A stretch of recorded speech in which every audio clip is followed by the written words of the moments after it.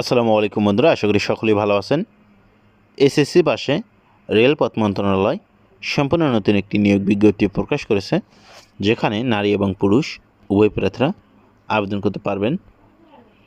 এখানে একটি পদে লোকবল নিয়োগ দেওয়া হবে। পদের নাম অফিস সহায়ক।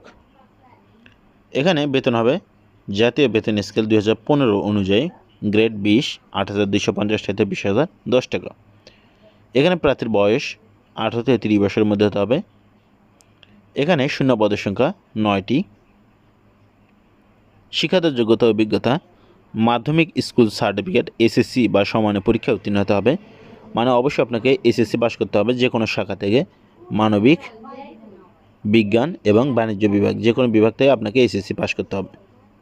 এখানে সাধারণ জেলা কোটায় যে সকল জেলার প্রার্থীগণ আবেদন করতে পারবেন: ঢাকা, গাজীপুর, নারায়ণগঞ্জ, কিশোরগঞ্জ, ময়মনসিংহ, জামালপুর, নেত্রকোনা, চট্টগ্রাম, কক্সবাজার, নোয়াখালী, রাজশাহী, দিনাজপুর, খুলনা, যশোর ও মাগুরা জেলার প্রার্থীগণ আবেদন করতে পারবেন।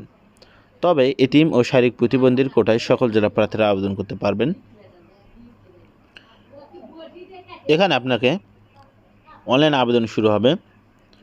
পরীক্ষায় অংশ নিতে ইচ্ছুক প্রার্থীগণ mor.teletalk.com.bd এই ওয়েবসাইটে আবেদনপত্র পূরণ করতে পারবেন। আবেদনের সময়সীমা: অনলাইনে আবেদনপত্র পূরণ ও পরীক্ষার ফি জমাদান শুরুর তারিখের সময় 30শে এপ্রিল 2024 তারিখ সকাল 10টা থেকে আবেদন শুরু হবে।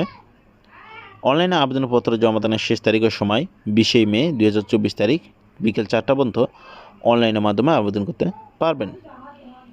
এখানে আপনাকে 1 নং পদের জন্য